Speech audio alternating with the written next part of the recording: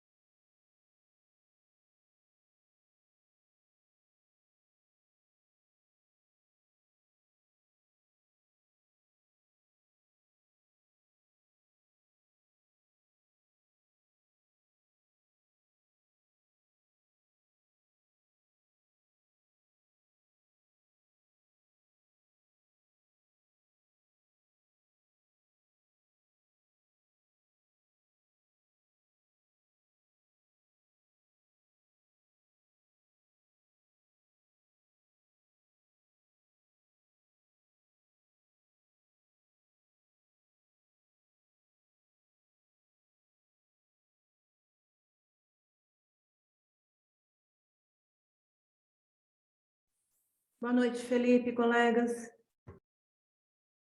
Boa noite, Silvana.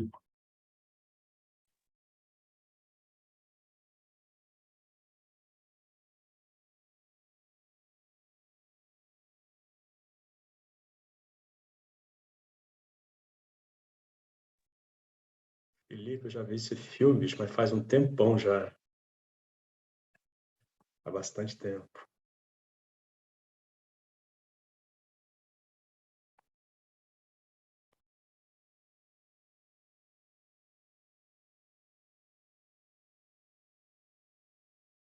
A Marli está entre nós? Estou, Tá bom. tô aqui, tudo Só para bem? ver, só para ver quem é que abriu a mensagem, que depois você vai passar os recados. Aham. Aí você me fala, tá? A hora Tá que bom. puder, tá bom?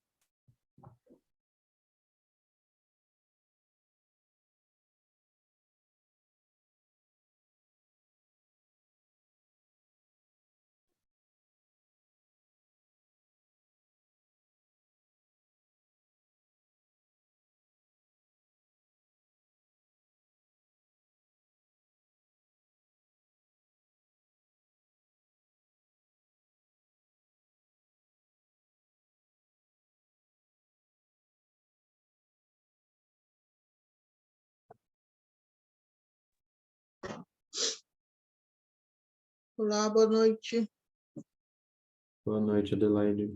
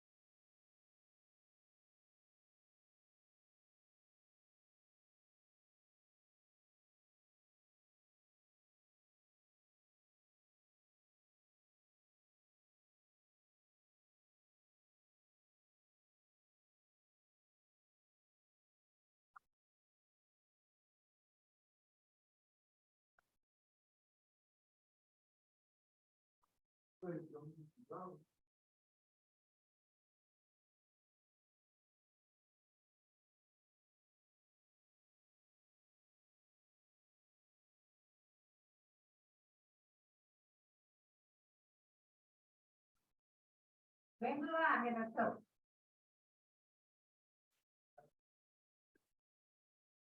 Oi?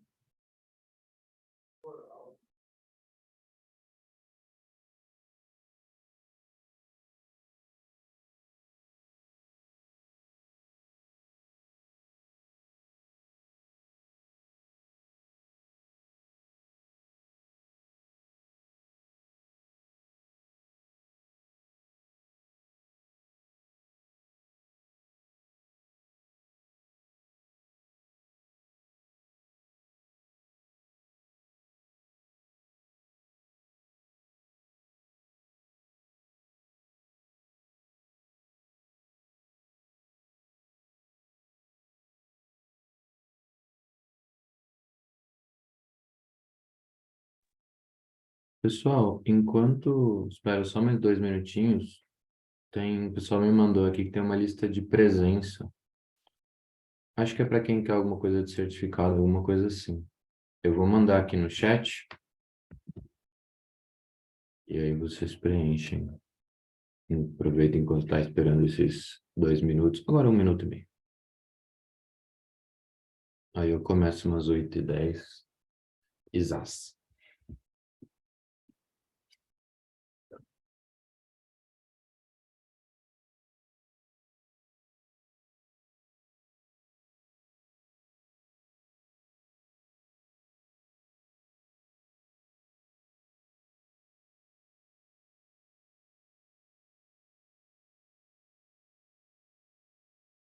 Boa noite, pessoal. Boa noite, Roseli. Tudo bem? Bem. Bom, eu assisti um e daí depois eu fiquei confusa se era o dinamarquês ou se era o americano. Mas eu assisti o americano. A ideia, os dois têm a mesma ideia, então Ah, a gente falou, quando eu indiquei filme, eu passei esse porque Netflix normalmente é mais acessível. uhum. Qualquer um dos dois passa a mesma ideia. Só muda a beleza dos atores, que um ator é mais bonito que o outro. Ah, é?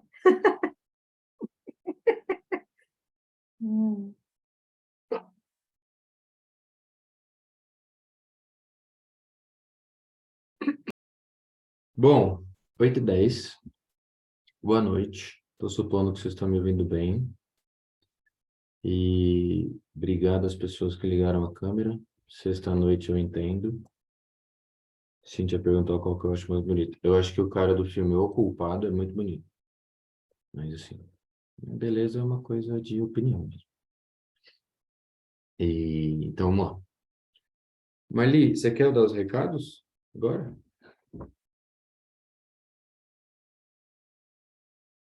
Você que manda. Pode ser sim. E aí depois também, mais para o finalzinho, a gente relembrar, né? Porque às vezes algumas pessoas entram no meio e tal. O Instituto Dalma está fazendo um encontro no final do ano agora, né? Depois de tanto tempo todo mundo longe, esses estudos todos aí, ninguém se viu pessoalmente, então nós vamos nos encontrar no dia 3 de dezembro e eu estou aqui para estender o convite para todos, tá? Todos para participar. Eu vou deixar um link depois, e nesse link vocês podem preencher o interesse e aí vocês vão receber por e-mail todos os detalhes. Vai ter uma roda de conversa, vai ter um debate, vamos falar sobre sonhos, o universo psicanalítico, né?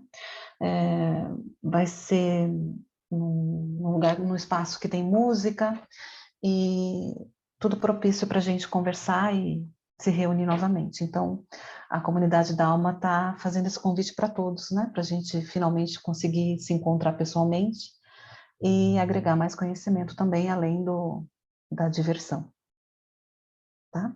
Então, depois eu deixo o link no chat e mais para o final a gente relembra, tá bom? Obrigada, professor. Bom, obrigado também, Marli. Vamos lá. Eu estou supondo que vocês estão me ouvindo bem. Qualquer coisa vocês falam, eu falo mais alto, mais baixo, sussurro, a gente resolve. Primeiro fazer né, uma apresentação e um comentário rápido. Tem muita gente aqui que eu vi que acho que não me conhece, a maioria, inclusive. Temos rostinhos conhecidos. Meu nome é Felipe Teles, psicanalista lacaniano. Isso já é muita coisa, então tá bom. E acho que tem um ponto interessante, né? Essa troca, esse cine debate que a gente está fazendo hoje, esse evento pelo Instituto Dalma. Venho conversando com a Stephanie, a gente vem tentando fazer algum evento junto, alguma aula, alguma coisa há muito tempo. Conseguiu agora, essa coisa foi 2022 inteiro tentando conversar. Conseguimos, encontramos um data, horário, assunto, e estou aqui. E eu acho que tem uma história legal. Quando minha mãe conheceu meu pai, não, brincadeira, não vou soltar isso. Há alguns anos, acho que o Instituto Dalma tem uma participação interessante na minha formação, que há alguns anos, vou falar quais para não entregar a idade, mas há alguns anos eu fiz, a primeira vez que eu conheci o Instituto Dalma foi por um cine debate. Era aquele filme com o Rodrigo Santoro, que me fugiu o nome agora, como chama, gente? O bicho de sete cabeças? Isso, obrigado, Paulo. O Bicho de Sete Cabeças foi presencial, foi lá na Marechal Deodoro, faz muito tempo. E depois quando eu comecei a estudar psicanálise e tal, eu sempre me interessei muito, até hoje, pela infantil. E aí eu fiz 1.400.000 lugares estudando psicanálise infantil. Um desses lugares foi no Instituto Dalma, e teve um ponto muito interessante. Eu estudei, inclusive, com a Stephanie, e durante as aulas, ela falou sobre a psicanálise infantil, Winnicott, Klein, ela chegou no doutor, na sua doutor. E quando ela falou da doutor, eu acho, tenho certeza, mas acho que foi a primeira vez que eu ouvi falar da doutor, ou eu ouvi falar com certo peso teórico. E isso me fez me interessar muito pela doutor, as coisas que ela dizia, né? A teoria da doutor, etc. E aí, para quem conhece François Doutor, sabe que você é uma entrada para outras drogas. Eu comecei a estudar doutor e ela é lacaniana. E aí, para entender a doutor, eu tive que ir, ou na verdade voltar, que eu tinha abandonado, o Lacan. E aí eu fui cair nesse mundo terrível. E fui estudar Lacan para entender doutor. E estou aí até hoje tentando entender e vou seguir a vida nesse ritmo. Ou seja, né, esse ciclo, esse bucle, eu falei de bucle hoje, não, esse bucle, esse ciclo que me coloca aqui hoje, é interessante que teve toda essa cadeia, né? Ou seja, escutei a Stephanie falar do doutor, voltei para Lacan, comecei a estudar Lacan, e aí me aproximei de novo do Instituto Dalman, e agora estou aqui fazendo essa apresentação e falando um pouco do Lacan. Bom, depois dessa história bonita, essas coisas das lágrimas e tal, não vou jogar uma ideia de, viu, você quer, você consegue, esse papo coach não vai rolar. E por que eu escolhi esse filme, né? Acho que primeiro é importante dizer o seguinte, eu tenho uma filosofia, quem estuda comigo conhece, de que quando você está estudando ou transmitindo a psicanálise, tem uma filosofia muito bonita, muito zen, que se chama Não Sejais um Cuzão. O que eu quero dizer com isso? Que sempre que você puder, referencia, aponta os colegas, né? Diz de onde você tirou, né? Compartilha com os coleguinhas. E este filme ele foi apresentado para mim há muitos anos por alguém que eu estudei e estudo, que alguns de vocês eu acredito que conhecem, que é a psicanalista Michele Román Faria. Foi ela que me apresentou esse filme. Não tirei do nada. E ela apresentou durante um grupo, quem estuda com ela, ela apresenta alguns filmes para fazer articulações, eu acho muito legal. E eu sempre tomei esse filme, na verdade ela não apresentou esse, ela apresentou a versão dinamarquesa, mas já chegaremos lá, exatamente para pensar a articulação do imaginário, né? E depois que eu passei a transmitir a psicanálise, eu sempre indico esse filme, referenciando a Michelle, porque ele ajuda um pouco a gente distanciar esses dois, ou então perceber quais são os impactos, que é que eu vou falar hoje no ponto de vista mais teórico. Então, referência dada, referência apontada.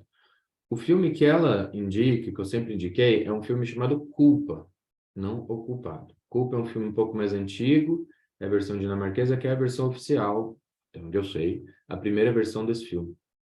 E há pouco tempo, não tenho certeza se no ano passado, talvez, saiu na versão da Netflix, isso, saiu na versão da Netflix esse filme O Culpado, que é uma releitura americanizada do filme Culpa, né? Sabemos que os americanos fazem muito isso, de uma versão de um filme que fez sucesso em outro lugar. E aí, por que, né, quando o Stephanie, o pessoal me perguntou sobre o filme, eu indiquei O Culpado, como eu disse agora há pouco para algumas pessoas, só porque ele é mais fácil de acessar e tal, tá na Netflix. Tem particularidades em cada um, quem assistiu os dois vai perceber isso. Eu particularmente prefiro Culpa do que O Culpado. Eu prefiro Culpa, é uma frase ótima, né? A gente recorta isso e leva para casa.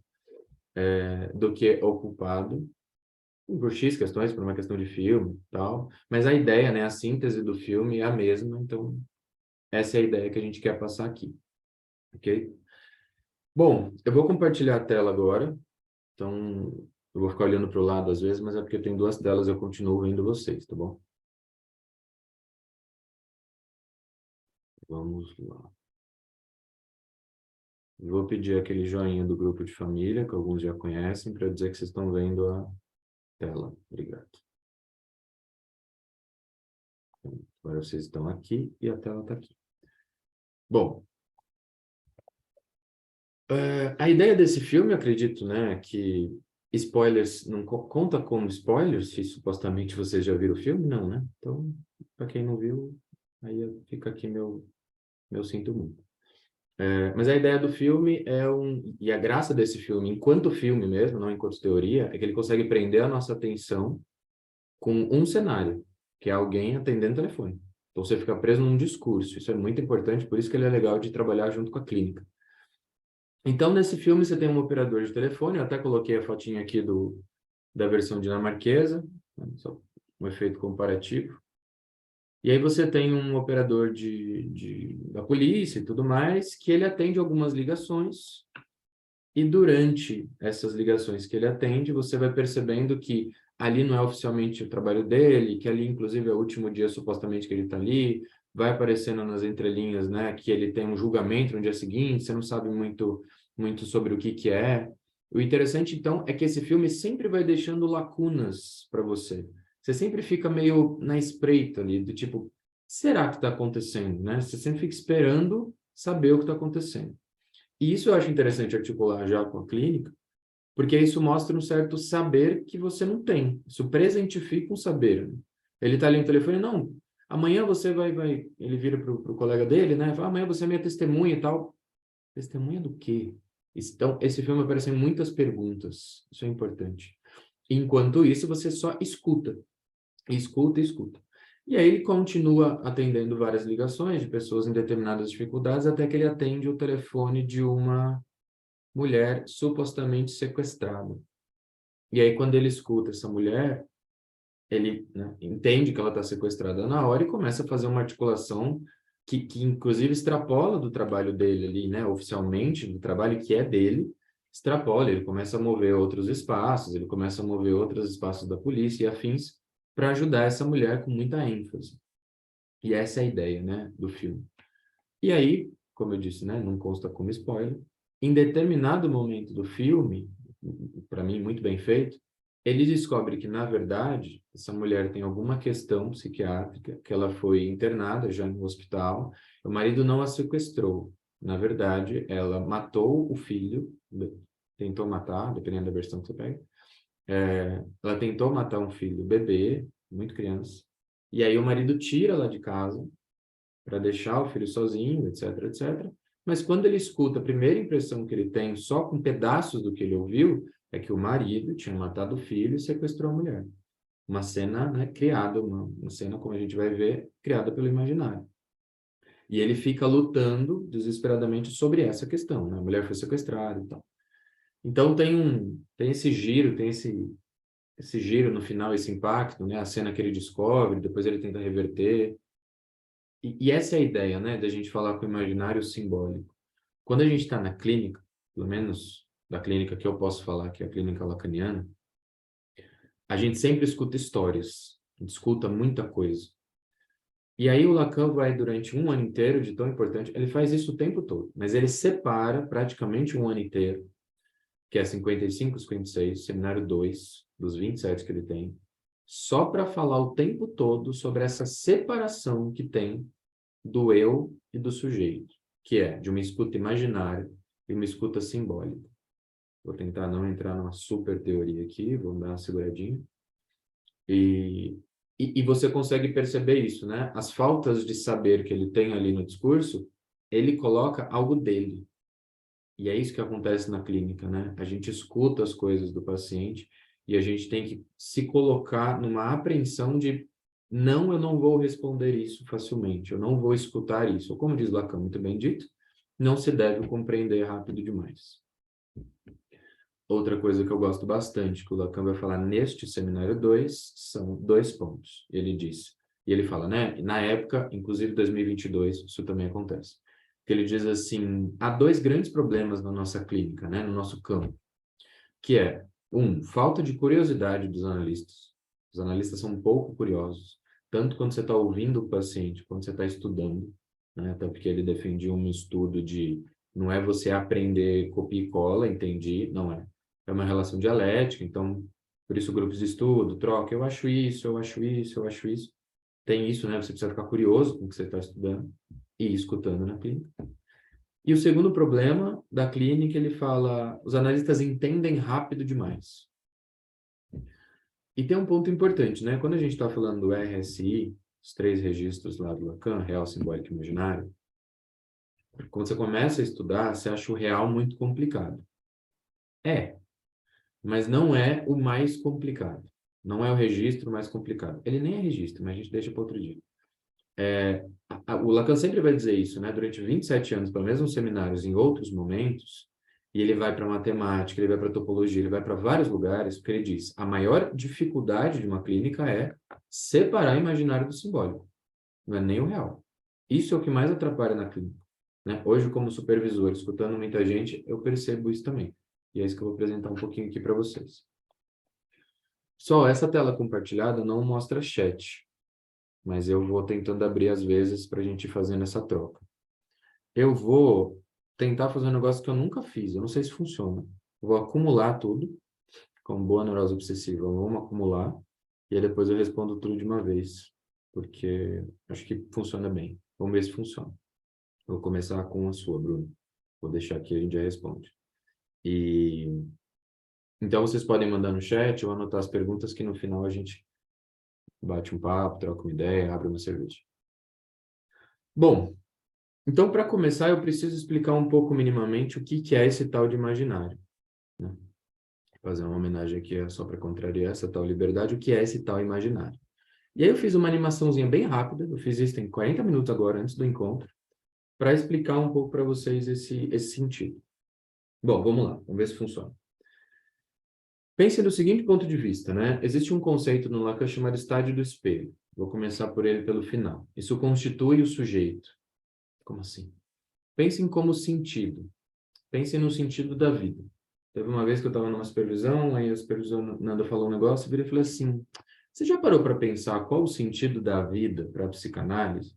Ela falou, então, Felipe, segunda, né? Acabei de acordar assim, tomar café. Isso não é pergunta que se faz segunda-feira.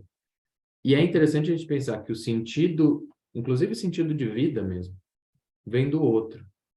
E é essa articulação que nos interessa, né? Vamos pensar um pouquinho aqui como que funciona. Então, no estádio do espelho, eu tento entender quem eu sou. Quando você olha para o espelho, por exemplo, e vê um reflexo, quem é você, assim, né? No sentido de, o que significa aquilo? O que significa a imagem que você está vendo? Quem você está vendo? E aí isso, de acordo com a linguagem, você vai tomando todo um peso. É a mesma coisa que eu perguntar, quem é você na linguagem? Então, vamos fazer passo a passo aqui, como que funciona essa criação de um entendimento de quem sou eu. Vamos fazer isso. Então, esse menininho está lá, olha para o espelho.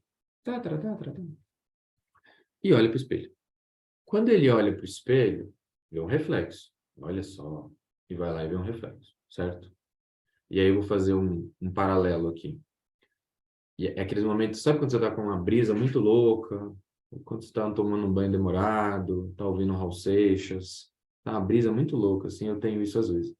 Aí um dia em aula eu virei e falei assim, vocês já pararam para pensar, eu vou fazer essa proposta para vocês, que vocês nunca viram um rosto de vocês? Nesse momento está todo mundo assim, olhando para o lado, olhando para o outro, vendo o nariz, um pouco do bigode. A gente nunca viu o nosso rosto. Nunca. A gente vê imagens do nosso rosto, ideias do nosso rosto. O outro vê o nosso rosto e a gente vê o rosto do outro. A gente vê no espelho, a gente vê numa foto, a gente vê aqui na câmera. Mas a gente nunca viu o nosso rosto. Então, a ideia que a gente tem, a construção que a gente tem no nosso rosto, quando você vai espremer aquela espinha no nariz, vem de um reflexo, vem de uma imagem. Guarda isso no coração.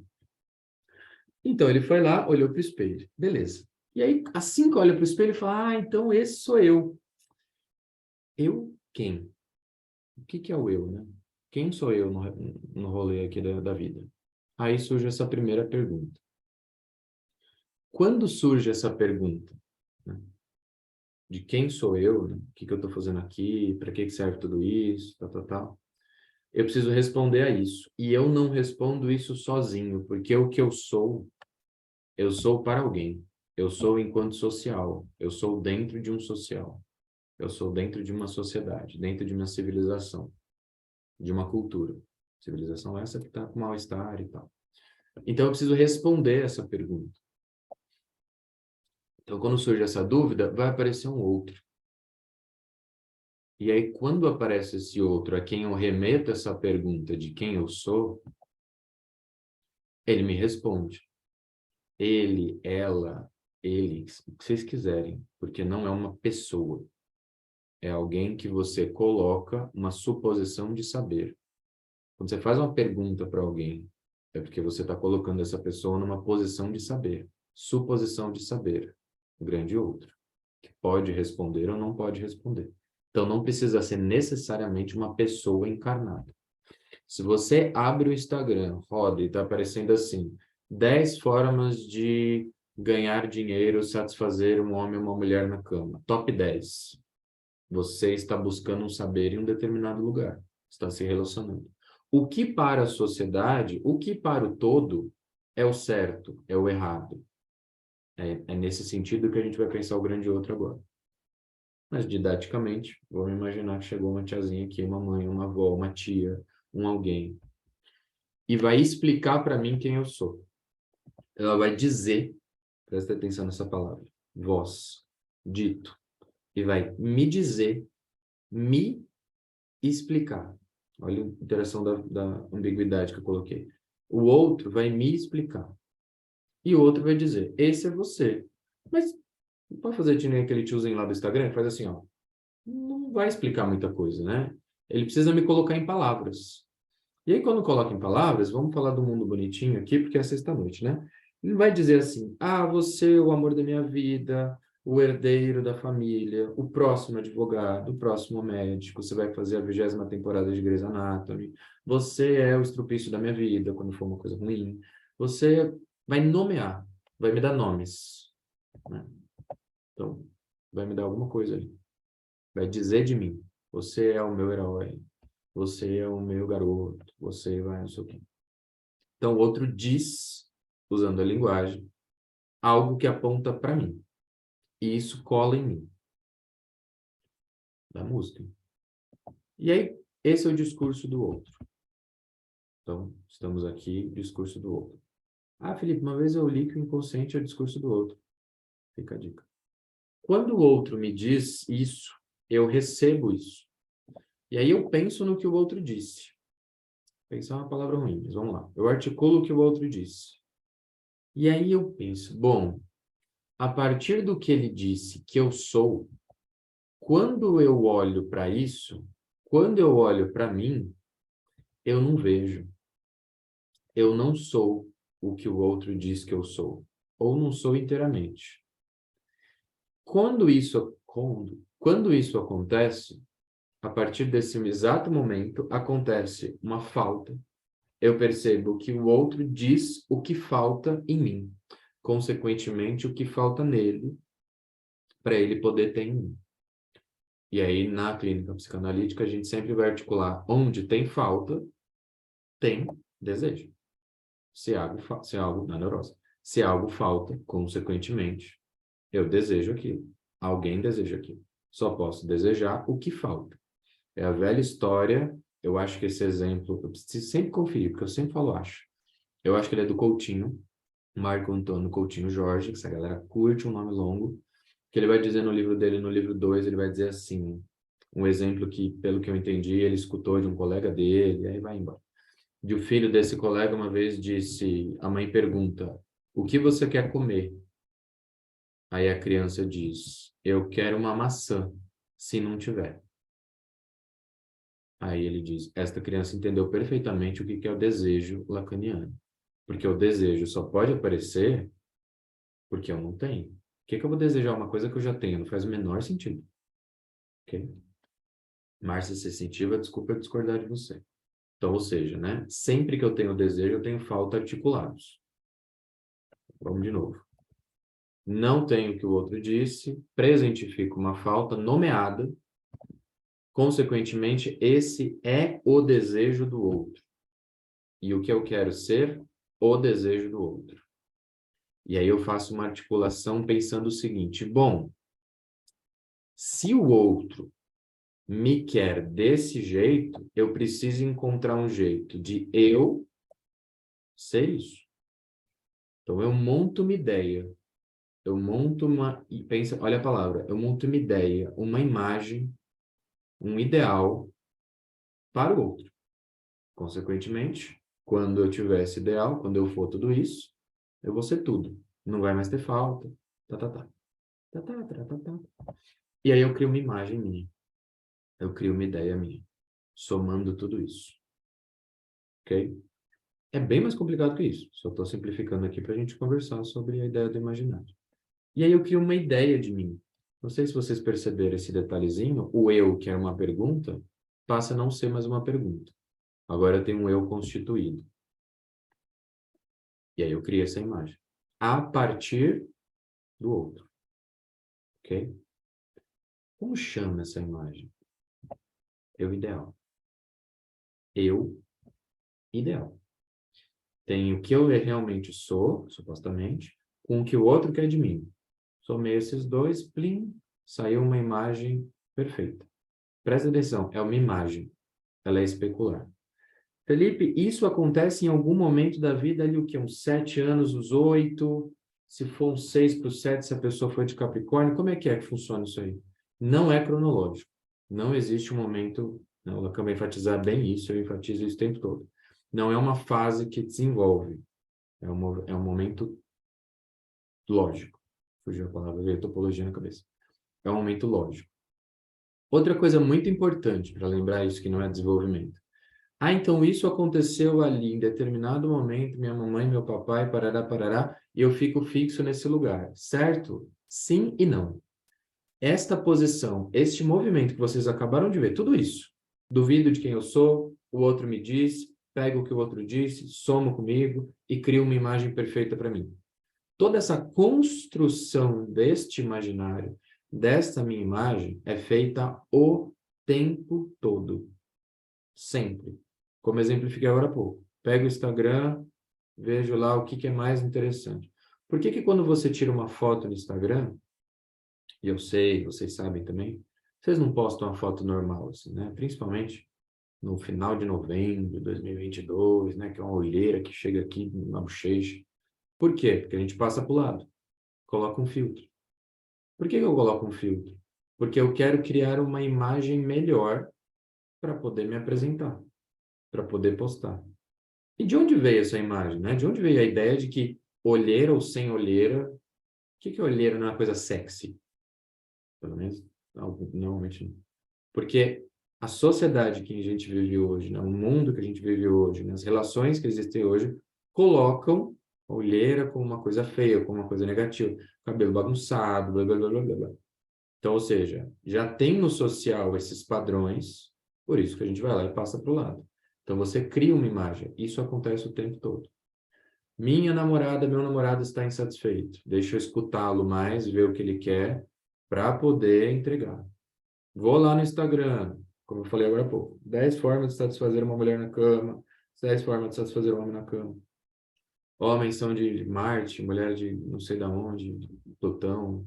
Ou seja, eu estou sempre tentando entender como eu me adequo socialmente. Vou lá na Forbes e procuro o melhor jeito de sonegar... Não, lembrei do Neymar. O melhor jeito de eu conseguir conquistar o meu dinheiro, o primeiro milhão antes dos 30. Como sair da casa dos pais. Ou seja, sempre estamos tentando entender o que está acontecendo socialmente para eu poder me encaixar. Aqui temos alguns analistas. Ideia de analista. Vou assistir uma apresentação de alguém, vou assistir um curso, vou assistir algo na faculdade, falo, nossa, analista incrível, esse é o ideal, quero ser igual. Acabei de criar um novo referencial para mim. O tempo todo, isso está acontecendo o tempo todo, tá? E aí eu crio esse eu ideal constantemente. O problema da nossa vida, vou contar aqui um segredo para vocês, é que não funciona. É só uma imagem. E o que a gente sofre, o sofrimento é esse. Eu não consigo corresponder a uma imagem. Eu fico entre este e este. Logo, castrado. Sujeito, castrado. Sujeito, barrado. Eu sou barrado do todo. Eu sou barrado da completude, da perfeição, da falta de faltas. Barrado da falta de faltas. Não, não sou barrado da falta de faltas. Eu sou barrado dos desejos. Beleza. Então, eu crio isso aqui como meu ideal. E como é um reflexo, como eu estou falando de uma outra ideia de mim, algo que eu uso para me ver, isso também chama pequeno outro. O outro é o eu. Na verdade, a frase do Lacan é: o eu é o outro. Mas a forma que eu tenho de me diferenciar é: o outro é isso e eu sou isso. Somos diferentes. Podemos ser diferentes porque ele é incrível e eu sou muito ruim, ou podemos ser diferentes porque ele não é nada e eu sou tudo. Mas o importante é manter uma diferença. Ele está querendo dizer que o pequeno outro é uma espécie de espelho? Sim. Lacan diz, todas as relações são especulares, são relações de espelho. E aí uma frase que eu uso muito nos grupos é, o neurótico se vê, no sentido, né, simbólico, quem ele é, na pupila dos olhos do outro mesmo. Assim. Eu preciso do outro para me ver. Isso é muito importante para a gente. Tá, então se aqui está o eu ideal, eu já ouvi um outro paranauê aí de um outro ideal, que às vezes dá um nó na cabeça, o negócio confunde pra caramba. Não sei porque o Freud não usou outros termos, esse termo do Freud não é do Lacan. Quando este outro aqui, ó, apresentou um discurso do que ele espera de mim, isso é o ideal do eu. O que eu entendi do que o outro disse que ele quer de mim. Não é o que o outro disse, é o que eu entendi do que o outro disse. Ponto importante. Isso aqui, então, se chama uma relação imaginária, uma relação do espelho, da pupila de alguém, tarará, parará, que é uma relação do eu com o outro. Ou seja, o que é imaginário? Eu tenho o toque do chat, você veja um numerinho aqui, eu tenho que clicar. Problemas. Ou seja, a relação imaginária, a relação que eu imagino, a relação da perfeição, a relação que não tem faltas. Outro plot twist. Todo mundo vive relações imaginárias o tempo todo. Eu vivo uma relação imaginária, uma relação que eu imaginei. Inclusive, neurose, psicose, perversão vivem relações imaginárias, para quem conhece as estruturas. A grande questão na neurose é que, quando essa relação imaginária dá ruim, falta, ou falando em lacanês bonito, é atravessada pelo real, eu rearticulo e crio uma outra ideia. Tudo isso que aconteceu agora, eu faço tudo de novo. Ok? E aí eu continuo vivendo uma relação imaginária. Uma relação imaginária muito famosa em filmes, inclusive chama amor. Quando eu estou apaixonado, estou vivendo aquele amor, olha que coisa linda, olha que coisa maravilhosa. A gente é incrível e o mundo é lindo, ele parece o Rodrigo Hilbert, só que melhor, e olha que maravilhoso. Que... De repente, vamos morar junto e tem chulé. Aí deu ruim essa relação imaginária, deu uma falhada, deu uma tremida. E aí eu vou lá no simbólico, articulo, vejo de um outro ponto de vista, troco de lado na cama, sei lá, compro uma meia. Agora voltamos a uma relação imaginária linda, maravilhosa. Então essa ideia sempre vai e volta. Estou sempre tentando sustentar uma ideia imaginária. A partir do momento que eu tenho essa ideia aqui, quando eu contar de mim, eu vou contar sempre desse ponto de vista. É esse que eu vou contar. Esse aqui, ó, eu estou supondo que o mouse está mexendo, tá? Se não tiver, vocês me falam. Este daqui é quem eu vou tentar te convencer que eu sou. Agora, um detalhe importantíssimo. Tudo isso que eu faço de tentar convencer e todo o resto, inconsciente. Eu não me percebo claramente, racionalmente, fazendo tudo isso. Isso é uma repetição que me consome porque eu preciso me sustentar nessa posição. Se em algum momento o outro me diz alguma coisa que me faz perceber que eu não sou esse, angústia. Porque eu criei uma imagem minha perfeita, discursiva para você. Vou te contar uma história disso, disso, disso. Se você não acredita e não se relaciona com essa imagem, angústia. Ok? Vou seguir, aguentei. Fica tranquilo para piorar. Então, a ideia do eu. Ou seja, né? Esta relação aqui é o eu e o outro, uma relação imaginária, uma relação com o espelho, blá, blá, blá. Ok? Vamos pegar frases do Lacan, né? Já que a gente está falando dele. Algumas famosas, outras menos conhecidas e mais esquisitas. Lembrando que o Lacan é francês, usava terno, erudito, chiquérrimo. Eu não sou assim, tá? Quem não me conhece, eu dou uns exemplos bem esquisitos. Não tem porquê. Mas está entre aspas. Lacan vai dizer, se existe um objeto de teu desejo, ele não é outro senão tu mesmo. Ou seja, a imagem que você deseja não é o outro, é você. Ah, Felipe, mas esses dias eu estava num grupo de psicanálise, o pessoal falou que puxando o Hegel, na verdade não Hegel, né? Kojève, que é o Hegel de Kojève, vai dizer que, na verdade, o desejo é sempre o desejo do outro. Exato. Eu suponho, nesta construção aqui, que o eu, que o outro deseja, é esse. Então, o que eu desejo de fato, um objeto do meu desejo, bastante ressalva nesse meu, não é outro senão tu mesmo. O desejo é ser visto desse jeito. Ser visto ficou interessante, né? Visto. Ser visto desta forma. Que eu suponho que é o que o outro quer. Então, a minha ideia é essa. Não existe objeto do teu desejo, senão tu mesmo. Outra frase, um pouquinho mais longa, talvez confusa, mas que eu fiz uma versão minha, eu vou compartilhar com vocês. Olha como ele é chique e erudito. A dimensão intolerável oferecida à experiência humana não é a experiência da própria morte, que ninguém tem.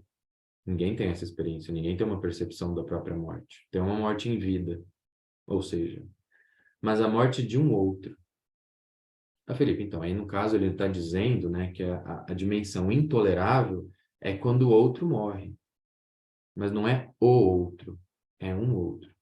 Por quê? Presta atenção nessa frase, felipiana.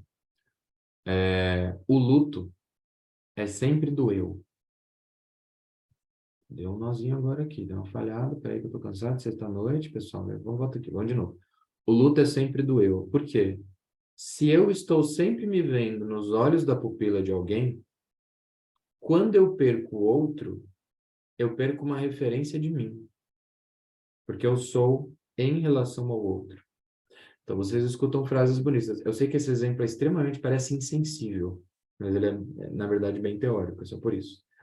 Então, vocês escutam coisas, né, na clínica ou na vida, do tipo, sem ele eu não sou ninguém, ele me via como ninguém mais me via, ele via em mim coisas que ninguém mais via, com ele eu era muito de tal jeito, ele sempre me incentivava, ele sempre que sempre apostou em mim, etc, etc.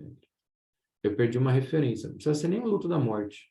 Pode ser o luto de uma separação, de uma Luísa que foi para o Canadá, referência antiga, né? Todo mundo pega. É isso, quando eu necessariamente tenho o luto desta relação. Então, vamos para a frase de novo agora com a explicação. O luto é sempre do eu. Quando um paciente seu, da clínica lacaniana, lógico, está em luto, a gente tem que entender que referência que ele perdeu, onde ele deixou de se ver, como ele para de se ver. Lembra da ideia do rosto de vocês. Sem um espelho, você não sabe nem se tem alguma coisa no seu olho. Se tem alguma coisa no seu olho, você pergunta para alguém, vem aqui para mim se tem alguma coisa no meu olho.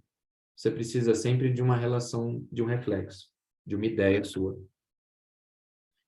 Essa ideia não precisa ser um espelho físico, tá, gente? Uma vez eu estava dando aula sobre isso. Mas e antes de existir o espelho? O outro conta de você.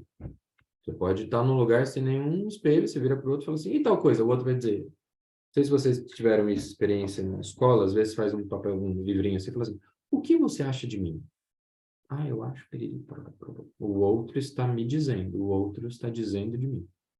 O neurótico curte isso pra caramba. O que você achou de mim? Etc. Na verdade, quando você pergunta o que você achou de mim, a pergunta lacaniana seria, eu estou adequado no ideal do eu? Só que você não vira para o outro e fala isso, né? Senão a pessoa vai fugir. Fica aí a dica. Não que eu fiz, nunca fiz. Então, essas duas frases para dar um exemplo desse tipo. Agora vamos sair um pouco dos desenhos. Vamos complicar um pouco. Então, só para vocês não dizerem que tá falando. Então, isso é uma relação imaginária. Não estou entendendo. É a mesma coisa, né? O eu e o outro. Relação imaginária. Mas aí você colocou um A ali e deu um chute. Outro em francês é autre, e aí a sigla é A. Só isso. Mas a ideia é a mesma. Esta relação imaginária é linda, maravilhosa, como ela é composta? Falhou? Foi. Pelo outro. Certo? É o que a gente viu agora há pouco. O outro vem e diz quem eu sou nessa relação. E aí ele diferencia. Aqui está o menininho sem a capa e aqui está o menininho com a capa. Quem diz, quem cria e me ajuda a criar essa relação imaginária é o outro. Porque aquilo que eu sou socialmente. Eu sou diante de um contexto social, etc, etc, etc. Então tá. Aí, quando a gente acha que tá muito fácil, né, vem a seguinte ideia. Bom, então se eu tenho uma relação imaginária daquilo que eu suponho não ser e daquilo que o outro quer que eu seja, quem eu sou? E aí a frase que eu coloco é: você é um sujeito. E aí o sujeito é um termo complicadíssimo no Lacan, parece simples a princípio, mas ele é bem robusto. E eu gosto de explicar o sujeito entre várias outras formas, como eu disse que eu não era erudito chique. Sujeito é telemarketing. Como assim, Felipe? Pelo amor de Deus, o que é isso? No telemarketing, você diz assim: vamos estar fazendo. Sujeito é isso. Sujeito está acontecendo. Sujeito não é alguma coisa. Sujeito é telemarketing. Ele não é nada fixo. Ele não é nada estático. Ele é dinâmico. Isso vem lá de Hegel, no tiozinho chama Heráclito, uma parada do rio. O rio não é o mesmo, está sempre em movimento. O sujeito é um ínterim. Então, o sujeito está entre esse e o outro. Entre esse e o outro. Ele não é barrado? Ele está sempre ou aqui ou ali.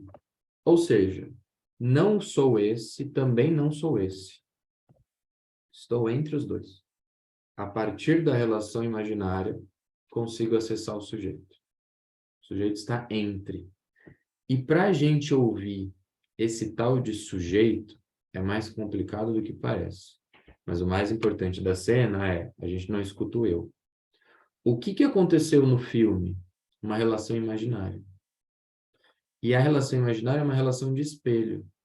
Ou seja, por que o filme chama culpado? Porque a partir do momento que ele se culpa por alguma relação, vou entrar talvez na culpa aqui no reflexo de teórico, a partir do momento que ele está culpado, ele vai ver as relações, as escutas, tudo que ele está passando ali no filme, enviesado por si mesmo, autorreferenciado. Ou seja, qual primeira oportunidade que ele teve de culpar um homem por fazer alguma coisa terrível, ele culpou. Ele não tinha certeza, mesmo que tivesse. O que ele escuta, presta atenção, quando ele tem uma dúvida, uma falta de saber do que está acontecendo, ele só tem pedaços ali. Ele atende o telefone e fala, não, porque tem uma criança, sangue, uma mulher falando do marido, né, de um suposto marido, com palavras soltas. Tem uma hora que quem viu o filme lembra disso, que ela só responde com sim e não, ele vai deduzindo. E nessa dedução, quando você precisa colocar um saber onde não tem, você coloca o seu, a si mesmo. E é por isso que é o complicado da clínica, quando você supõe alguma coisa. E aí eu vou fazer uma construção bem rápida, porque eu não quero ficar preso nisso, de um esquema, meu esquema favorito, porque ele mostra tudo isso. Tem uma relação imaginária com outro. Maravilhoso. Relação imaginária. Aí vem o grande outro e interrompe essa relação imaginária. Fala, não é bem assim. Você não é isso que eu suponho que você seja. Você é castrado. Logo, você não é nem esse, nem o outro. Ele aponta isso para o eu nessa relação. E aí, se eu não sou nenhum nem outro, eu sou sujeito.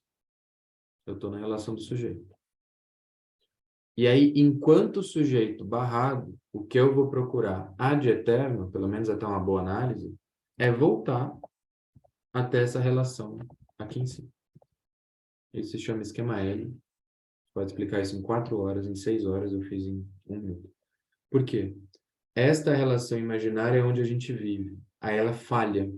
Quando ela falha, eu preciso articular com, de novo, no social, ir lá no Instagram, conferir Forbes e tudo mais, como eu devo ser, para me criar de novo, para me constituir de novo. Quando isso acontece, essa linha está tracejada porque ela é a relação com o inconsciente. Isso aqui eu tenho uma espécie de tentativa de ideia racional. Essa linha tracejada é o inconsciente. Não vou ficar preso no esquema aéreo, até porque tem um curso na internet de 4 horas, de grátis, que eu coloquei lá, mas só queria detalhar. Quero chegar na clínica para a gente poder discutir. Beleza. Vamos pensar isso um pouquinho na prática, porque assim, tá indo, tá bonito, tá legal, mas imagina que você escuta na clínica o seguinte, frase aleatória de pacientes fictícios.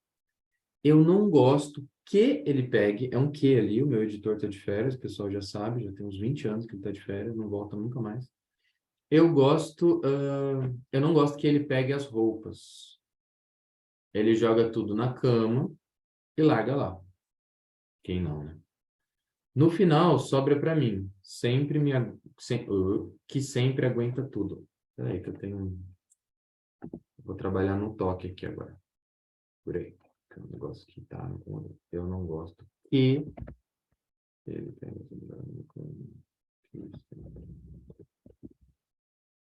Ok, finge que nada aconteceu. Voltamos. Depois dos intervalos. Pronto. Vai. Propaganda da Shopee, voltamos. Então, eu não gosto que ele pegue as roupas. Ele joga na cama e larga lá. No final, sobra para mim que sempre aguenta tudo. Guardo isso. Como seria eu escutando isso, uma escuta imaginária? Igual a cena do filme. Tentando entender. Pensa assim, se você falar, entendi. Imaginário. Ah, mas não deve fazer imaginário. Na clínica. Aqui, por exemplo, eu espero que vocês estão tentando entender, tá? Porque vocês podem entender. Na clínica, a ideia é não entender rápido demais. Não ficar no imaginário. Como seria essa frase no imaginário? O que passa na minha cabeça imaginando? Bom, eu não gosto que ele pegue as roupas, tá? Aí ele joga na cama, entendi. E aí larga lá e no final sobra para mim, tá? Que aguenta tudo. É isso que eu imagino. Essas cenas que eu crio. Por isso imaginário. Só que quando a gente está falando da neurose, o Lacan vai falar uma palavra bonita, é tudo que é dito, a gente tem que conseguir entender alhures. Ou seja, tudo que é dito pode ser ambíguo, polissêmico. Sempre que eu estou dizendo alguma coisa, pode ser outra coisa. E pode ser outra coisa. E pode ser outra coisa. Essa outra coisa é onde a gente escuta o inconsciente. E isso precisa de um questionamento. Até aqui, no exemplo que eu coloquei, tudo isso é imaginário, não tem inconsciente. Tem inconsciente, mas não tem uma escuta do inconsciente. Então, o que eu faço com a mesma cena? Vamos pensar uma articulação do que é ouvir um para além, ouvir outra coisa naquilo que é dito. Mesma frase, só que agora tá certo. Eu não gosto que ele pegue as roupas, ele joga na cama e larga lá. No final, sobra para mim. Olha um exemplo de como é uma escuta. Não é de neurose obsessiva, é de um analista, tá? Você escuta solto. Você escuta esses termos soltos, quebrados, aleatórios. Eles não estão obrigatoriamente vinculados ao outro. Você pode perceber que eu não estou falando nada de significante, porque senão a gente ia sair domingo e amanhã tem um negócio perfeito, tem jogo, não dá para rolar. Mas, ou seja, eu não estou vinculando um termo com o outro, eu estou tentando ver eles mais desapegadamente possível. E eu estou dando exemplo com uma frase. A gente faz isso com o discurso inteiro. Então, quando eu escuto isso separadamente, eu consigo destacar coisas, por exemplo, que já apareceram na sessão em outros momentos. Fica mais claro eu perceber. Falei, bom, tem algumas coisas se repetindo com amarrações diferentes. Ela já tinha falado outras vezes sobre roupa, por exemplo. Quando eu escuto separadamente, eu consigo destacar alguma coisa. Você já falou de roupa e aguenta, junto, na mesma sessão. E eu consigo perceber isso mais facilmente, porque eu não estou preso na historinha, no que eu falei agora há pouco do imaginário. Quando eu faço isso e peço uma intervenção, peço uma associação, não disso tudo. Ah, mas e aí, o que você fez? Você conversou com ele para ele não pegar mais as roupas? Não é disso que se trata. O inconsciente, ele precisa... Eu brinco sempre assim, o inconsciente é truta, ele é mó legal, ele é seu amigo. O problema é que tem uma alfândega ali do paciente que barra um monte de coisa. O paciente vai te mandar uma informação, aí barra ali na resistência e fala, não manda não, manda só um pedacinho. Ah, porque vou lembrar de um sonho, tal. O que vem do inconsciente? Nossa, eu odeio minha relação com os meus pais, eu queria que os meus pais morressem e não posso dizer nada disso, porque socialmente as falando, não posso dizer que quero matar meus pais. E não pode mesmo. Aí eu vou... mas o que eu lembro? Nossa, tá vindo paz. Alguma coisa veio paz. Então o consciente fala, meu querido, eu vou mandar um negócio aí, ó. Mas vou mandar debaixo do pano, na miúda. Aí você vai tentando colar e vamos ver o que a gente consegue. Vem assim a informação. A gente que monta, ela não vem dada. Então, ou seja, né? Quando alguém está me falando disso, a primeira coisa que eu penso é, eu sei que ela não está reclamando do marido, ainda que pareça que ela está reclamando do marido, de alguém que está fazendo isso. Eu tenho que escutar apostando para além. Felipe, como você sabe que tem que marcar roupas e aguenta? Primeiro que é uma suposição que eu tinha. E é uma aposta. Essa palavra é muito importante, usada por Lacan. É uma aposta. Na lista não tem uma bola de cristal dizendo, eu sei o que eu tenho... Sei que às vezes você vê evento, curso, parece, né? Que a gente só fala de coisa que deu certo. Mas dá um monte de coisa errada. Você faz uma aposta. Pode ser que fala, não me... Sabe por que não me vem nada? Não me vem nada da roupa, não. Mas você pede associação livre em cima disso. E aí vem. Quando você fala isso, né? Me lembra que minha mãe sempre escolhia a minha roupa. E aí eu sofria bullying e tinha que aguentar, né? Ou seja, ela está me dizendo isso, mas não é isso que importa. É isso aqui. Mas para acessar isso, eu precisei amarrar pedaços de um termo para o outro aparecer. Então, este incômodo que parece ser das roupas, parará, é do aguentar tudo que vinha da mãe. Quando a mãe escolhia a própria roupa. É assim que funciona o inconsciente. É bem mais complicado, mas é assim que funciona o inconsciente. Com isso aqui, eu consigo fazer alguma coisa. Por exemplo, mas não entendi. Por que que você tinha que aguentar quando sofria bullying? Ah, porque eu não posso criticar minha mãe. E blá, blá, e blá. Mas eu preciso sempre associar para um outro lugar. Eu vou estender um pouco para a gente ter tempo de discutir. E esqueci para falar, associação, tamanho, amarração, significante, significação, anunciação. Tá, depois vou. Ah, lembrei. E aí é um ponto muito interessante que eu falo o tempo todo lá nos grupos, o pessoal não aguenta mais ouvir, que é, quando a gente pensa em associação livre, para Lacan, Lacan faz uma crítica à associação livre. Ela não é livre. Pega esse plot twist sexta-noite. Quando você fala em associação livre, o paciente não fala, falei inclusive, fiz uma aula hoje no grupo sobre isso. Você, não necessariamente você está falando livremente. Por que não livremente? Por que que essa palavra, né? Vamos pensar em consciente. Você controla o inconsciente? Quando você tem um ato falho, você vai querer falar uma coisa, aparece outra. Você não controlou isso. Ele te atravessa e fala por você. Então, a sua associação não é livre. O inconsciente ordena, não ordena de ordem, né? Ordena de estrutura a sua associação. Quando você fala supostamente qualquer coisa, não é qualquer coisa que você está falando. Mesmo quando você cala. Vamos para a frase famosinha do Freud? O inconsciente não se cala. Quando, como é que é? Cala-se a boca, mexe-se a ponta dos dedos. O consciente não se cala até ser ouvido. Não dá. Tem exemplos de clínica. O paciente diz, olha como ele diz, eu não gosto de fazer tal posição com a minha namorada. Mas eu não digo para ela que ela fica chateada. Presta atenção como ele se barra em falar, como ele segura a fala. Ele diz, mas o problema é que quando a gente está transando, quando vai fazer essa determinada posição, eu broxo. O inconsciente não se cala. Quando a boca se cala, outra coisa fala. O corpo está falando por ele aquilo que ele não disse. Então não dá.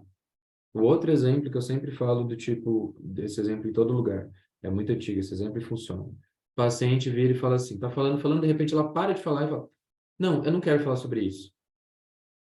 Isso o quê? Assim, não faço ideia. Mas eu falo, tá bom, fala o que você quiser. Eu já sei que ela não vai falar o que quiser. Não é livre. Ela diz, bom, eu estava no final de semana na chácara, não sei de onde, para vocês verem como exemplo é antigo.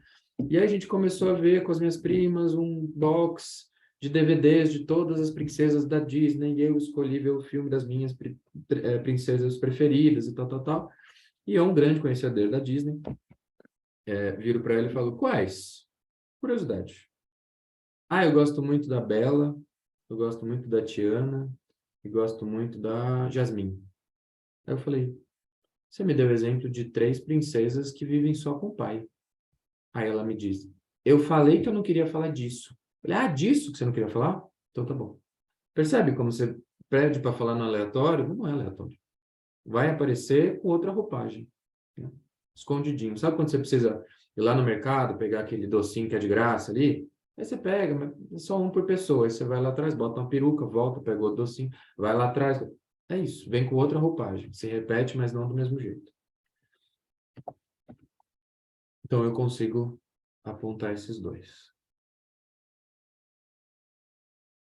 Bom, a ideia era deixar o esquema aqui para a gente brincar um pouco, para eu falar um pouquinho. Eu vou falar bem rápido para a gente brincar um pouquinho com o esquema, né? Então, vamos lá. Só que é tudo discursivo. Eu sempre brinco para vocês imaginarem esses riscos esquisitos como se fosse o áudio do WhatsApp, quando você dá play. É isso. O áudio sai daqui e chega até aqui. Emissor e receptor. Quando eu estou falando com vocês, vocês estão numa ponta, vocês estão numa ponta, eu estou na outra. Então, pensa o seguinte. Quando o paciente fala, né, supostamente a partir de um eu, ele já carrega todo um discurso que veio de outro lugar. E aí esse discurso que parte daqui para cá, chega em você como analista. Você escuta esse lugar, explicando aqui didaticamente. Quando você recebe isso, você pode fazer o seguinte. Escuta, eu não sei mais o que fazer. Né? Meu marido é isso, meu marido é aquilo, meu marido é aquilo outro, meu marido é aquilo outro. Eu não aguento mais ficar nessa relação. E aí o analista devolve e fala, por que que você não se separa? Qual o problema de uma fala dessa? Ah, Felipe, eu estou abrindo discurso, né? Quero saber por que ela não separa. A grande questão é, ela não falou separa em momento algum. Ela falou fica. Ah, mas aí é um negócio da palavra. É isso mesmo, o consciente é estruturado como linguagem. Percebe que se você usa uma palavra que ela não incluiu, você está colocando a palavra de quem? Sua. Você está se incluindo no discurso, que não é seu, entre aspas. Então você está incluindo algo que não foi dito.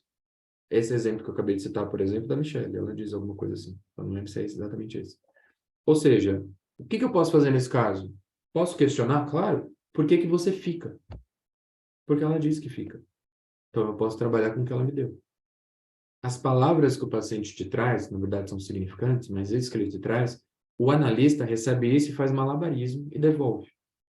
Você brinca com as palavras. Né? Se você inverte, o Lacan diz algo chique que ele fala, se você inverte o tempo, você inverte a mensagem. Ele dá um exemplo em 2 textos que ele fala uma frase famosa que é Pedro mata Paulo. Pega essas mesmas palavras, inverte. Paulo mata Pedro. As mesmas palavras. Reordenadas, você mudou tudo. Mudou assassino, mudou a vítima. Só invertendo a ordem, sem incluir palavra nenhuma. Tá vendo como só brincando com as palavras a gente pode fazer um monte de coisa? Então eu ponto para cá. Outra coisa, qual é o problema dessa linha azul? Qual é o problema de eu vir para cá? Onde está o inconsciente aqui no desenho? Aqui. Se eu recebo uma mensagem que vem daqui e trabalho ela aqui embaixo, eu estou numa linha cheia. Eu não estou no inconsciente, eu não vou acessar o inconsciente. Eu vou continuar no imaginário. Eu vou continuar na historinha. Então, de novo, né? Qual é o exemplo que eu dei? Não aguento mais meu marido, não aguento mais ficar nessa relação. Por que será que você fica nessa relação? Agora eu fiz um questionamento, buscando inconsciente, linha tracejada. Felipe, por que a linha tracejada é inconsciente? Você não tem acesso direto. Sonho, ato falho, xiste. Você só tem um acesso... Lembra que eu falei da alfândega e tal? Só tem acesso a pedaços. É isso que ele quis dizer.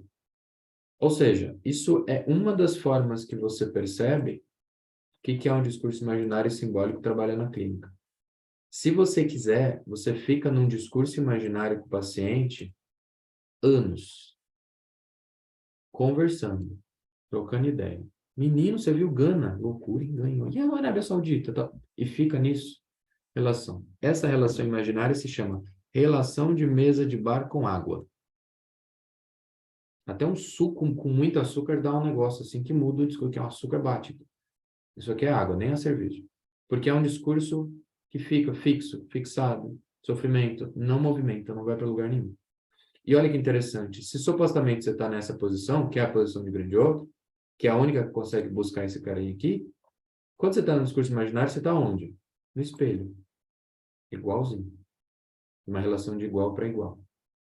Igual a relação da agressividade. O paciente vira para você e começa a discutir com você.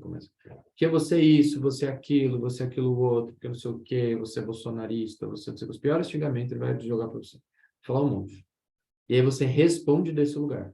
Não, não sou. Primeiro que você ali está suposto. Ou seja, se você se coloca no discurso de alguma forma, você faz exatamente o que aconteceu no filme. Quando ele, na dúvida do que a mulher estava querendo dizer, a primeira impressão que ele coloca é: o homem é o culpado. Porque no final do filme vocês percebem que ele assume, ele fala para a mulher que ele tinha matado um rapaz, estava arrependido disso, se sentindo culpado. Alguns freudianos diriam, foi projeção. Projeção é no cinema, do ponto de vista lacaniano. Para finalizar e deixar vocês falarem, porque senão não cala a boca aqui. Um exemplo simples de como funciona o imaginário na clínica. Você se atrasa. Momentos de, vou atender online. Ah, mas o fone, o cachorro comeu, você sai correndo atrás do cachorro, pega o fone, vê se está funcionando, encaixa aqui. Chega 5 minutos atrasado e manda o link para o paciente. Aí abre o paciente assim, dúvida. Imagina ali, 5 minutos, paciente, o que está acontecendo? O que está acontecendo? O que está acontecendo? Aí você não fala nada. Ah, não, me desculpei pelo atraso. Aí o paciente diz assim, quando você atrasou, pensei que você não queria mais me atender. Pensei que você tinha abandonado. E aí eu podia dizer como eu ficaria aqui, ó. Eu podia dizer aqui ou aqui, eu podia dizer, não, imagina, menina, esquece isso, não. Eu jamais. Eu correspondo àquele imaginário. O que, na verdade, eu faço ou fiz é, por que será que, na dúvida, a primeira coisa que você pensou é que eu não queria mais te atender? Ah, então, é porque, por exemplo, eu tô saindo com um carinha, não sei o quê, é um crush senior lá que eu tenho, e aí toda vez que eu vou encontrar com ele, eu acho que ele não quer mais ficar comigo. Toda vez, ele não fala nada, mas, ou seja, está se repetindo. E aí você tira de você e está ouvindo agora sobre o paciente. É o que importa. Esse é o movimento, né? E a gente às vezes fica compelido, colocado na parede de dizer, não, desculpa, de jeito nenhum. Veja, já que a gente falou de erros, deixa eu contar algo que eu considero um erro, né? Que eu acho interessante contar. Teve um momento na minha clínica, né? Uns tempos que a paciente virou e falou assim, alguma coisa, tinha ali meus 2 anos de clínica, e aí eu tô ali falando, e aí ela fala alguma coisa e eu viro para ela e falo assim, quando você diz, né, sei lá, que tá acontecendo tal coisa, e eu fiz assim com a mão, não estava no divã, por exemplo. E ela faz uma cara que se tivesse uma faca, não estaria aqui fazendo uma apresentação para você. E ela faz assim, por que aspas? Aí eu, não, eu só quis dizer que você disse isso, né? Quis dizer que a palavra que você usou. Aí ela, não, porque tá todo mundo sempre duvidando do que eu falo. A impressão que ela teve quando eu fiz isso foi X. Isso quer dizer o quê? Que eu não devo mais fazer isso? Não, que eu não preciso ficar preso no que ela está me dizendo. Eu questionar. Por que que você supôs isso? O sentido é sempre do outro. Então, o fato de eu fazer isso diz alguma coisa para mim e diz alguma coisa para o outro. E aí eu fico com o que ela diz. Por que será que você supôs isso? Ah, porque todo mundo acha isso, aquilo, aquilo. Mas eu me culpei meses de chinelada não, como é que chama? Chicoteada, chupa. Supervisão, me ajuda, meu Deus, o que eu fiz? Mas é isso, tentei corresponder ali porque fiquei preocupado de alguma coisa, etc. Isso é corresponder ao imaginário. Peraí. Bom, são esses pontos. Vou voltar aqui para conversar com vocês. Isso quer dizer o quê? Que se o atendente de telefone fosse lacaniano, as coisas seriam diferentes? Talvez. Mas essa é a ideia, né? O filme mostra bem isso. Como você pode ser enganado por um discurso imaginário. E isso acontece todos os dias na clínica. Ok?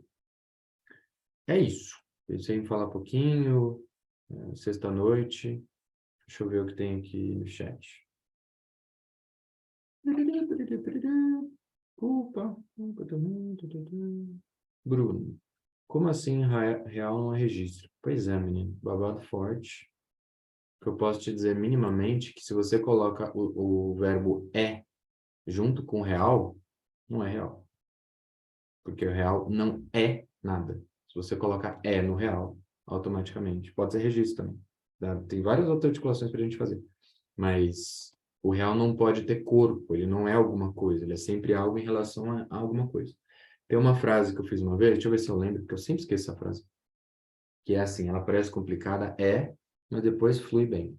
Que é o seguinte, nada é real, mas o nada.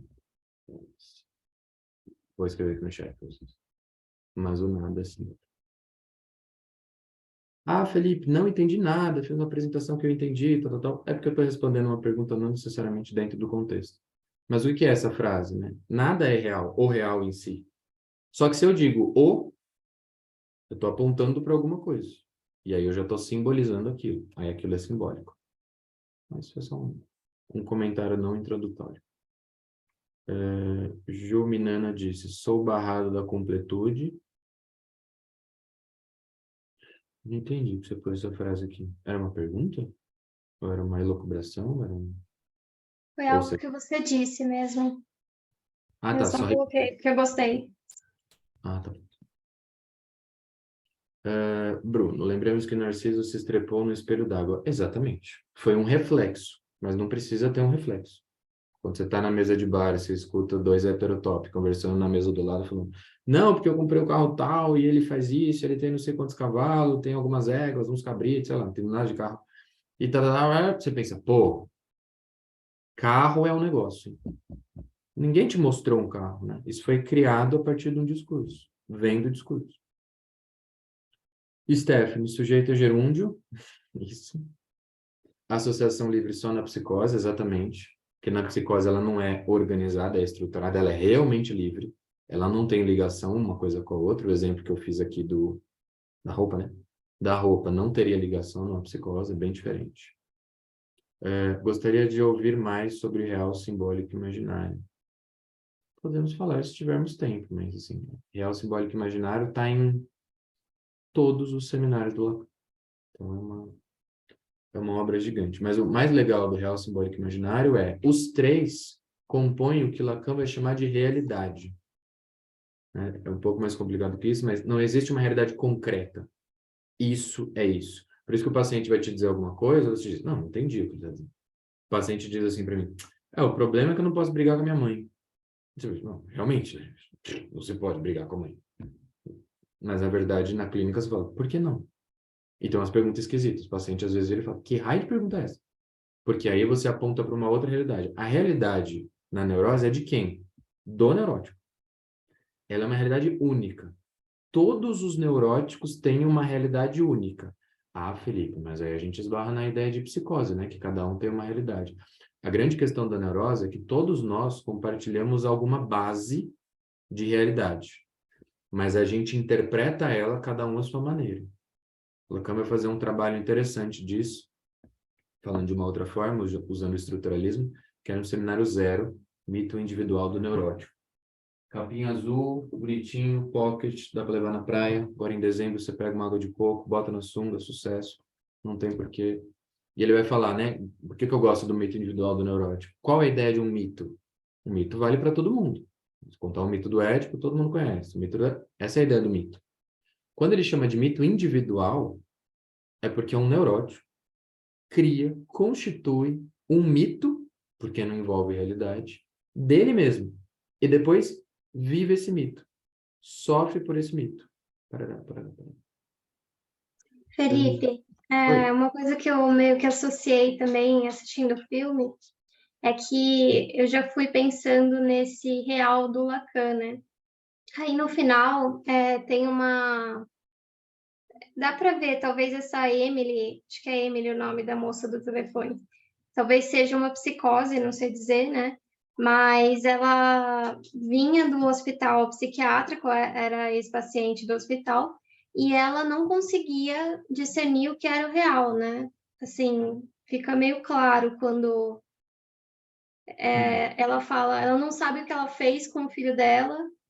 Eu fico pensando nessa separação que ela não consegue distinguir, e eu pensei na questão do real do Lacan. Eu acho interessante seu ponto, porque me lembra, não sei se foi o caso, mas estou falando do que me lembrou, de uma confusão que se tem do real com realidade. O real de Lacan não é realidade, assim como o simbólico não é de símbolo, é uma outra pegada. Então, o real é uma articulação. Tem uma frase interessante do Lacan, que é o seguinte: o real não cansa de não se inscrever. Uma dupla negativa. Que frase é essa? Sempre que você tentar se explicar, vai faltar alguma coisa. Vai presentificar. A partir do momento que você diz quem você é, você aponta para o que você não é. Então, eu já estou explicando. Ah, o Felipe é um homem. Isso já me separa de uma série de categorias. O Felipe é psicanalista. Logo, eu não sou, sei lá o quê. Felipe é psicanalista lacaniano. Logo, eu não sou kleiniano. Cada vez que você diz, que você simboliza, que você coloca contorno em algo, algo fica de fora. Então, o real aparece sempre junto com o simbólico. A partir do momento que você trabalha com o simbólico, o real se presentifica dizendo, faltou isso. Sempre, constantemente. Então, o real está mais nessa ideia daquilo que aparece junto com quando tem uma relação com o simbólico.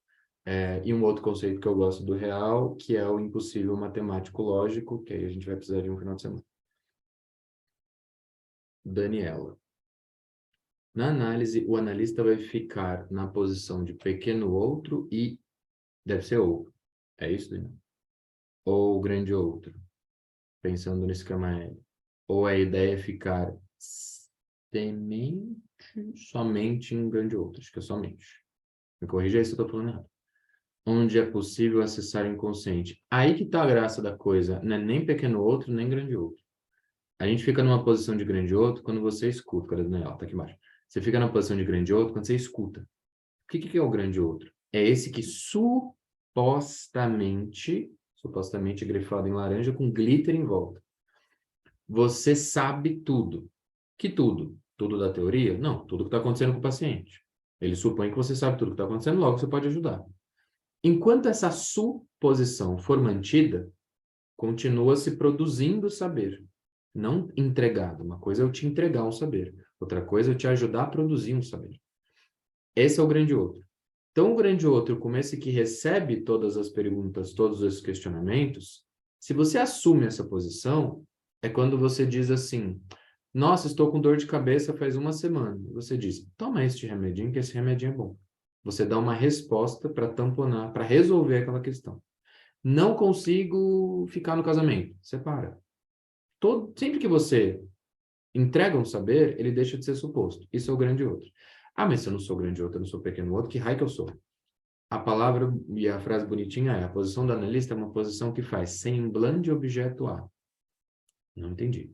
Objeto A, o que é? Isso que sempre falta. Aquilo que sempre aponta para falta. Objeto A é esse, objeto ausente. Esse que sempre falta. Quando você faz semblante, quando você faz carinha, é quando você faz semblante de falta. Quando você falta. Quando o paciente vira para você e fala assim, quero saber se você acha que eu caso ou compro uma bicicleta. E aí, em vez de você responder, você diz, fala mais disso. Ah, porque eu não sei se eu caso, isso aqui, casamento, bicicleta. Ah, não sei se eu compro uma Calói, você não conhece outra marca. Ou seja, o assunto continua, o assunto reverbera. Isso só pode acontecer quando você falta em alguma função. Essa é a posição do analista.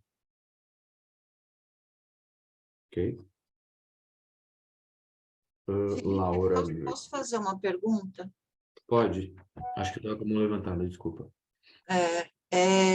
Assim, essa parte que você falou da suposição dele, né, e tal, eu acho que isso ficou bastante claro mesmo. Mas tem uma coisa que me chamou muito a atenção, assim, inclusive em pequenas atitudes dele ao longo do filme todo. Eu tive a impressão de que ele era um cara que tinha uma ideia dele muito centrado em si mesmo, né? Porque ele liga para a ex-mulher às 2h e acha que ela tem que falar com ele, porque ele ainda usa aliança depois de 6 meses separado e acha que ainda está casado, né? Ele quer falar com a filha às 2h. Ele tem um amigo policial que vai mentir por ele para livrar a barra dele. Ele, ali naquele trabalho temporário dele, aquele último dia, ele se comporta de uma maneira muito antipática com todo mundo, ele é grosseiro, né? Como se ele é muito autoimportante, era essa palavra que eu queria achar. Quer dizer, o único momento em que ele foi simpático com o colega na verdade, ele mentiu, porque ele só queria um favor, ele queria uma informação. Depois que o cara deu a informação, ele falou, foda-se a cerveja, entendeu? A gente não vai para bar porcaria nenhuma, eu só te usei. Era isso. Então, como é que fica, assim, sei lá, eu queria te ouvir um pouquinho sobre essa coisa, né, dessa autoimportância em relação com o desfecho, a coisa que vem depois, porque parece que tem uma reviravolta muito grande, né, dele falar assim, bom, no final eu sou o culpado. Mas tudo que vinha acontecendo não indicava isso, indicava que ele era o fodão, era o cara autoimportante e que todo mundo tem que atender, né? E aí tem essa virada, me parece. Eu achei interessante a sua fala. Eu vou tomar muito cuidado, porque às vezes eu assisto uns eventos e as perguntas teóricas parecem grosseiras, então não são. Pensa comigo, achei interessante a sua fala. Quando tem toda essa impressão, né, de arrogante, quem tem essa impressão? Bom, sou eu. Um exemplo didático e ao vivo da relação imaginária. Você construiu essa ideia, entende? E essa é a ideia que a gente fica do imaginário. Só queria dar esse exemplo de que quando você diz ele é isso, ele é aquilo, isso também acontece na clínica, né? Às vezes a gente, claro, está falando do filme, só usei para dar um exemplo da clínica. Aparece coisa de supervisão assim, do tipo, então, mas é que ele me parece tal coisa, assim, né? Aí eu digo, parece para quem? Então, necessariamente o analista está entrando nisso.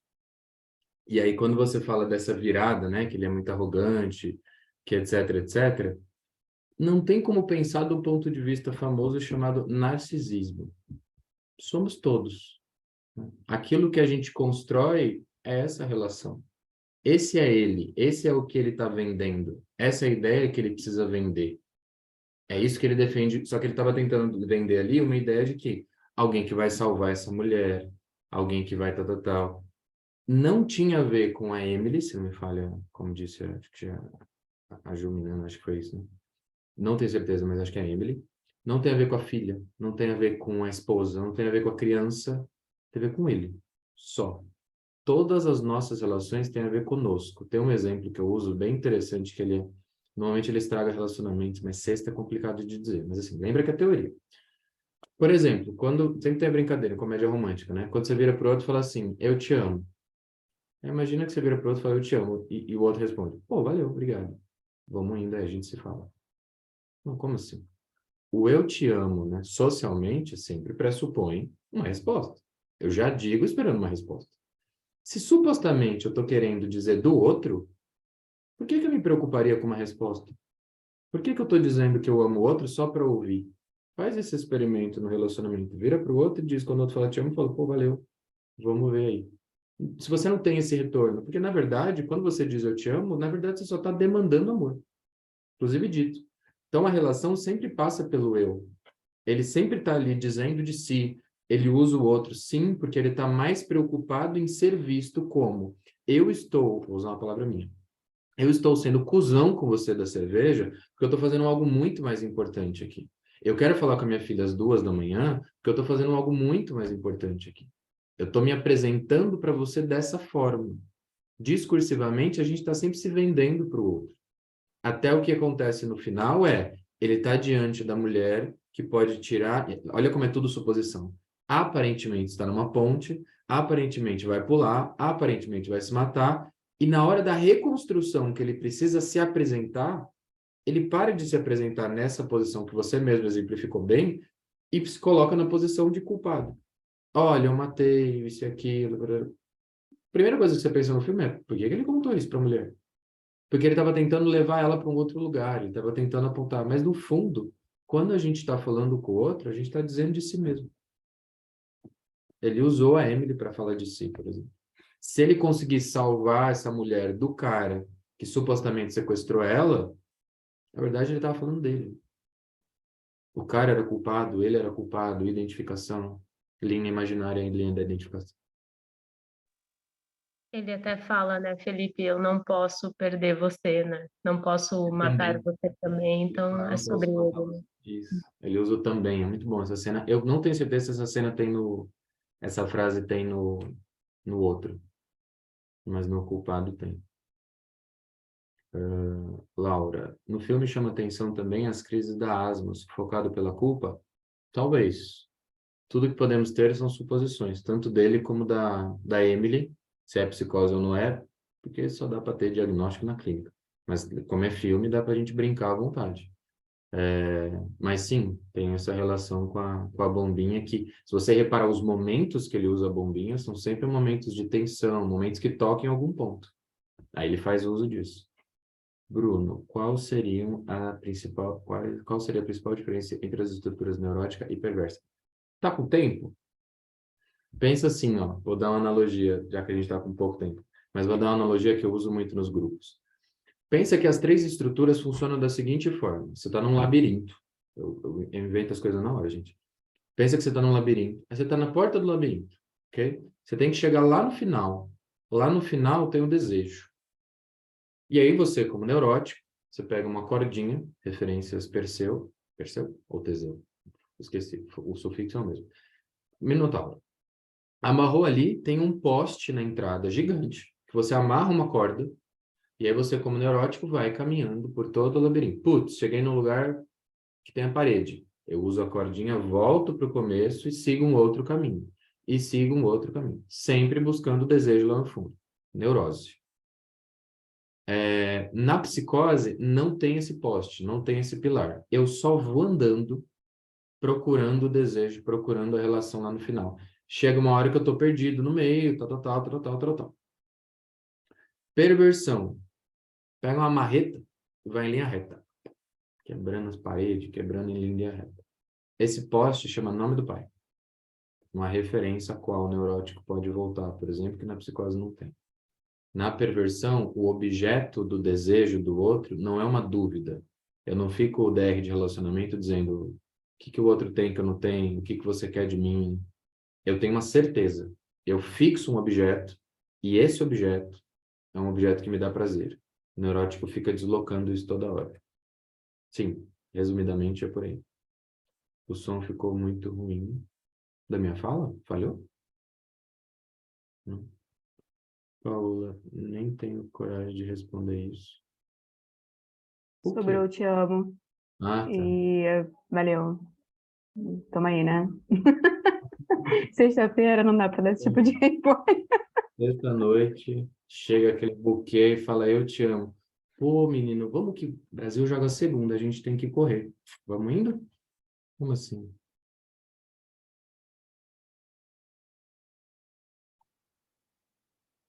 O que mais? Felipe, Oi, mãe. eu vou colocar os links aqui, tá? Do encontro, né? Vou reforçar ele agora. Tá bom? Dia 3 de dezembro nós vamos nos encontrar, né? Sociedade da Alma, para um bate-papo, para se conhecer presencialmente, né? Se ver, talvez pela primeira vez presencialmente. Então, estendo aqui o convite a todos, né? Dia 3 de dezembro vai ter 2 mesas, rodas de conversa, né? Um debate sobre sonhos, realidades. E muita troca, né? Então, eu vou colocar o link aqui, e preenchendo o link vocês vão receber um e-mail com maiores informações, né, com os detalhes, e vou ver se eu consigo colocar o vídeo também que foi feito pelo Dalma, que é o convite, tá? Obrigada, Felipe. Ele vai ser aqui. Marli, desculpa desculpa atrapalhar, Felipe, é mais uma questão de ordem burocrática mesmo. Vai ter algum formulário para a gente preencher para agora, não do dia 3, desse Cine Debate, porque geralmente tem, né? A gente até responde alguma coisa e tal, para depois ganhar o certificado. Sim, eu vou colocar também, tá, Felipe? Eu vou colocar de novo a lista. Eu coloquei no começo do encontro. Colocou no começo, eu coloco agora. Colocou? Beleza. Então, é esse daí, tá, Lua? Marli, o evento é sábado? É num Dia sábado? 3 de dezembro, é num sábado, vai ser ali no Bexiga. No Bexiga. É próximo já, né? Vai ser no Bexiga, vai ter uma feijoada também, vai ter música. Acho que vai ser bem legal. Vai ser bom também conhecer as pessoas que a gente só vê por aqui, né? Tá bom? Obrigada. Que mais, pessoal? Alguém quer falar mais alguma coisa do filme, do imaginário, do simbólico, da vida? Contar uma fofoca?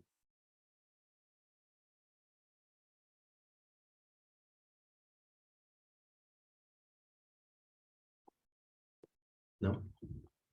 Então tá bom.